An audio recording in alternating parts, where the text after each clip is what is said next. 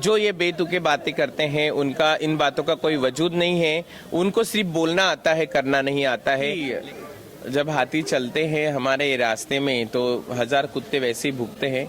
बहुत कुछ विकास हुआ है और बहुत कुछ बदला बदला सा लग रहा है। हमारा किन्नर समाज में जो जोश और उल्लास है वो एक हमारे लिए बहुत बड़ी बात है, क्योंकि अभी हम ऐसा लगता है कि हम त्रेता युग में हैं। कलयुग होने के बाद भी ऐसे लग रहा है कि अवध नगरी में आके कि त्रेता युग आ गया है। फूल वालों को रोजगार मिलेगा, रिक्शा वाले को रोजगार मिलेगा। नमस्कार, भारत टाइम्स लाइव में आप सभी का स्वागत है। और इस टाइम हम लोग अयोध्या नगरी में जो है आए हुए हैं और यहाँ पे हमारी खोज जो है जारी है हमारी टीम की कि कैसे कैसे लोग आए हुए हैं यहाँ पे और कैसी कैसी हस्तियाँ आई हुई हैं। और उनमें से ही एक हस्ती हमारे साथ बैठी हुई है, उज्जैन की महामंडलेश्वर। तो उनसे बात करेंगे हम और जानेंगे कि राम मंदिर का जो प्राण प्रतिष्ठा का डेट है 22 जनवरी, वो कैसे जाएगा और देशवासियों के लिए क्या निर्देश देना चाहेंगे। जय श्री महाकाल, ओम नमो नारायण, जय सिया राम।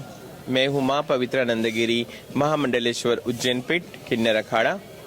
मैं यहाँ बहुत सालों के बाद आई हूँ और बहुत खुशी है हमारे लिए, हमारे पूरे देशवासियों के लिए, हमारे किन्नर समाज के लिए कि 22 तारीख का सभी को दिल से इंतज़ार है कि 22 तारीख को राम जी हमारे घर पधारेंगे, हमारे घर में गर्भगृह में विराजमान होंगे। और इसी खुशी के साथ चलते हुए पूरा देश आज अवध नगरी में सब आ रहे हैं, जा रहे हैं। हमारा किन्नर समाज में जो जोश और उल्लास है वो एक हमारे लिए बहुत बड़ी बात है, क्योंकि अभी हम ऐसा लगता है कि हम त्रेता युग में हैं। कलयुग होने के बाद भी ऐसे लग रहा है कि अवध नगरी में आके कि त्रेता युग आ गया है और आज हम राम राज के साथ चलेंगे और हमारे राम जी हमारे घर पधारेंगे। कैसा लग रहा है माता जी? अच्छा लग रहा है? राम जी अब जो है आ गए हैं। वैसे तो पहले से ही थे, अयोध्या नगरी ही राम की है, लेकिन उनका जो है प्राण प्रतिष्ठा होने वाला है। मंदिर भी बन गया है सुंदर सा, पहले टेंट में रहा करते थे। कैसा लग रहा है? बहुत खुशी की बात है, ऐतिहासिक क्षण है। जैसे हम लोग हर त्यौहार मनाते हैं, हर हमारे आज़ादी के टाइम से जितने नेता थे उनकी हम पुण्यतिथियां बनाते हैं, सारी चीज़ें करते हैं। लेकिन ये जो पर्व है ये 2 बार साल का दिवाली का होगा, एक लक्ष्मी पूजन का और एक हमारे राम जी का घर आने का। तो इस खुशी में हमारा पूरा देश, हमारी धरती की कन कन पशु पक्षी जानवर सभी यहाँ पे उतने ही आतुर है कि हम स्वागत करने के लिए तैयार हैं और प्राण प्रतिष्ठा के लिए तैयार हैं। जी, अयोध्या भी तैयार है राम लला का स्वागत करने के लिए, जैसे कि आपने बोला, और बाकी पूरे देश के लोग तो तैयार ही हैं पूरे हर्षोल्लास के साथ। और दिवाली फिर से मनाई जाएगी 22 जनवरी को, जैसा कि प्रधानमंत्री नरेंद्र मोदी जी ने कहा है। लेकिन राम मंदिर जो है बन के तैयार तो हो गया है माता जी, लेकिन बहुत सारे लोग हैं जो राम मंदिर का भी विरोध कर रहे हैं, अभी भी विरोध कर रहे हैं। राम मंदिर तो अभी बन रहा है, 22 तारीख के बाद तो पूरी तरह बनेगा। और विरोधी का तो काम ही है विरोध करना। अगर विरोध नहीं होगा अच्छे काम के लिए तो दुनिया में, विश्व में पता कैसे चलेगा कि हमारे देश में कुछ हो रहा है। तो जो विरोधी है उनको विरोध करने दीजिए और हम करने दे रहे हैं और हमें स्वागत है राम जी का। और जो इस सरकार ने किया है वो कोई सरकार नहीं कर पाएगा। और जो सरकार ने किया है इसे राम जी का आशीर्वाद ही समझ लीजिए। राम जी तो कहीं गए नहीं थे, अवध नगरी के कनकन में थे।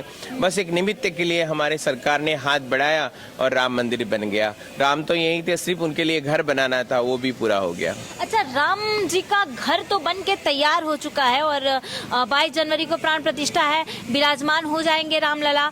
लेकिन कुछ विरोधी जो है ऐसा बोल रहे हैं कि राम मंदिर नहीं बनना चाहिए था, उस जमीन पे या तो हॉस्पिटल या तो स्कूल ऐसा कुछ बन जाना चाहिए था जिससे समाज को भी फायदा हो, कुछ लाभ हो। राम मंदिर से कोई लाभ नहीं है। कोई लाभ है क्या माता जी? अगर ऐसा है तो दर्शकों को बताएं हमारे। राम मंदिर से सबको लाभ है। आज इतनी जनता यहाँ पर राम भक्त आ रहे।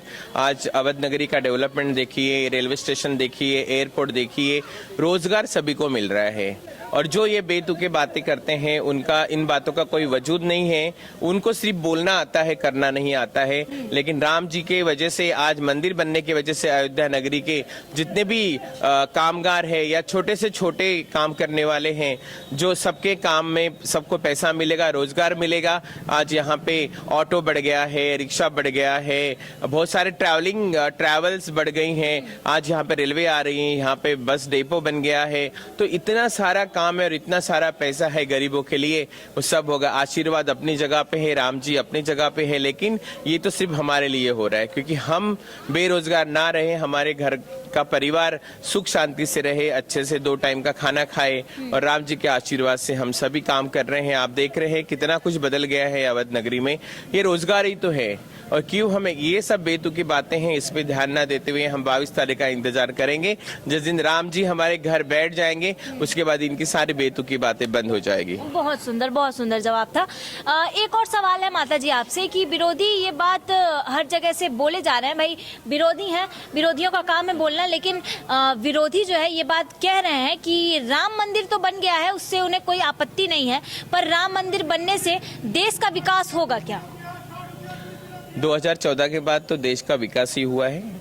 आज एक किन्नर समाज को ले लो, 2014 में मेल फीमेल और अदर का जो कॉम्बो था वो हमें मिल गया है, और आज कहीं ना कहीं हमें इसी सरकार की वजह से लगता है कि हम इसी गली के बच्चे हैं, इसी आंगन में खेले थे। भले ही हम जिन्होंने हमें पैदा किया है उन्होंने पैदा होते ही घर से बाहर कर दिया है क्योंकि हम भाई बहनों से अलग थे, हम समाज से अलग थे, लेकिन कहीं ना कहीं हमें फुल आज़ादी जो मिली है वो 2014 में मिली है, जब हमारी सरकार ने हमें एक कॉलम दिया है अदर, और आज हम उसी अदर के साथ सनातन से जुड़े हैं। पहले भी सनातनी थे, उपदेवता में किन्नर आते हैं, लेकिन हमारे समाज ने भी हमें डिसोन किया था, लेकिन 2014 के बाद हमें हमारा हक जताने की लड़ाई करनी नहीं पड़ी, क्योंकि हम जैसे आप सब है वैसे हम भी इसी देश के हैं और इसी धरती के हैं। जी, लोग बोलते हैं कि सिर्फ सनातन करने से क्या देशवासियों को जो है रोजगार मिलेगा? सनातनी तो है जो देश को चला रहे हैं, जितनी हमारी फौज खड़ी है हमारे सरहदों पे उतना ही हमारा सनातन धर्म है। अगर आज कुछ भी हो जाता है तो सनातन धर्म का झंडा इतना स्ट्रांग है और इतना जबरदस्त है कि दुनिया को हिला देगा। और जो देश है, जिस देश में अगर सनातन नहीं है वो देश अधूरा है, और हमारा भारत देश ऐसा है कि सनातन बहुत बड़ा है और सनातनी हमारा पूरा भारत देश है। इसी के वजह से आज हम राम राज्य फिर से वापस ला रहे हैं और हम अभी राम राज्य के त्रेता युग में जिएंगे। चलिए, बहुत बढ़िया। अभी जो है ये राम मंदिर का पूरा निर्माण हो चुका है और पूरा माहौल बना हुआ है, सिर्फ अयोध्या नगरी में ही नहीं बल्कि पूरा भारत जो है तैयार है अभी रामलला का स्वागत करने के लिए। लेकिन लोग बोल रहे हैं कि राम मंदिर को जो है मंदिर के नजरिए से ना देखकर राजनीतिक रंगमंच बना दिया गया है इसको। मैं बोली ना कि जब हाथी चलते हैं हमारे रास्ते में तो 1000 कुत्ते वैसे ही भुगते हैं, तो जिनको भुगने का काम है वो करने दो। हमें तो राम लला का स्वागत करना है, राम जी को अपने घर लाना है टेंट से उठाकर।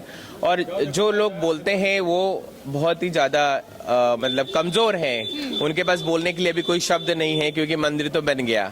और जो चाहते थे कि हर कोई हमारे हाथ से हो जाए वो लोग उस टाइम में कर नहीं पाए, लेकिन हमारी जो ये सरकार है 2014 से बनी, इसका बहुत थैंक्स करती हूँ, धन्यवाद देती हूँ और आशीर्वाद भी देते हैं हम सारे किन्नर योगी जी को और हमारे पीएम साहब को कि उन्होंने सबसे अच्छा काम किया है, देश का डेवलपमेंट किया है, देश में रोजगारी दी है। भले ही हम रोज सुनते हैं सारी बातें, लेकिन अंदर की बातें तो है कि हम अंदर से खुश है, तो फिर हमें दुनिया से क्या डर है। अच्छा, आपने अभी योगी जी का बात किया, उत्तर प्रदेश के चीफ मिनिस्टर हैं और प्रधानमंत्री नरेंद्र मोदी जी का भी बात किया कि सबको लेके चलते हैं और सबका साथ सबका विकास उनका ये नारा रहा है।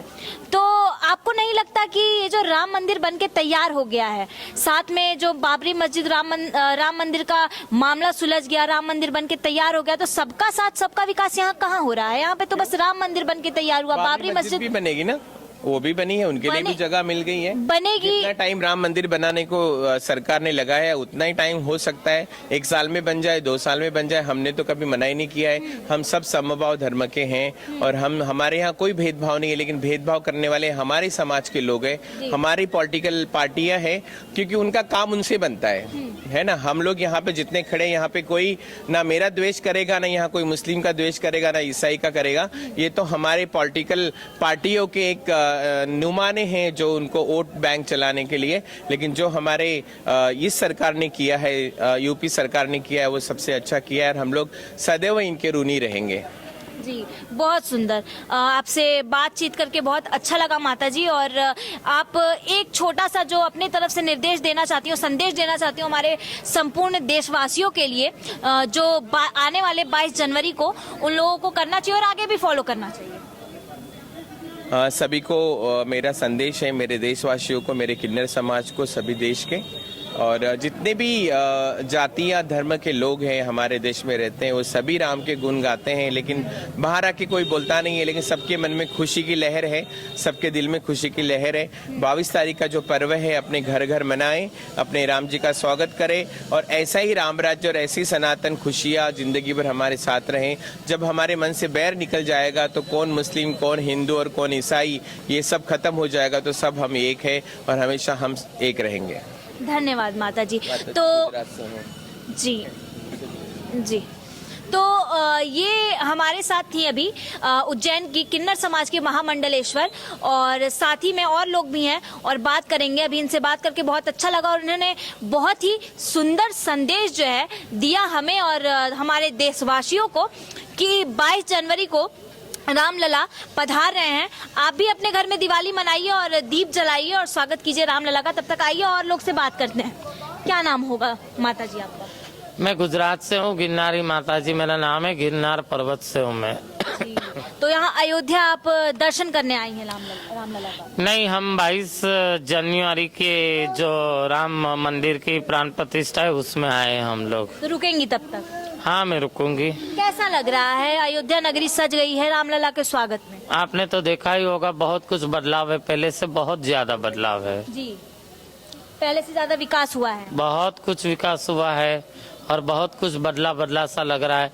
ऐसा लग ही नहीं रहा है, ऐसा ही लग रहा है कि हम त्रेता युग में हैं और राम अभी वनवास से वापस आ रहे हैं। राम अभी वनवास से वापस आ रहे हैं। बहुत सुंदर जो है अयोध्या नगरी को सजा दिया गया है। हाँ, बहुत सुंदर सजाया। आप देख रहे होगे, हर घर, हर दुकान, आप देखो हर मॉल में, हर दुकान में, हर घर पे भगवा कलर लग गया है। सारा अयोध्या राममय बन रहा है, राममय हो रहा है। हाँ, सारा बहुत सुंदर। लेकिन राम मंदिर जो है बन के तैयार तो हो गया है, पर बहुत लोग इसका विरोध कर रहे हैं। उनको क्या कहना चाहिए? लोगों का काम है विरोध करना। कुछ अच्छा होगा तो कुछ बुरा भी करने वाले तो लोग हो गए, तो लोगों का काम है विरोध करना। वो करते रहे, काम बढ़ते रहेगा। राम है, ये कोई आलतू फालतू थोड़ी है। पूरी सृष्टि के मालिक है वो, पूरी दुनिया के मालिक है वो। तो उनका तो काम है बैठना, वो बैठ जाएंगे। लोगों का काम है बोलते रहने का।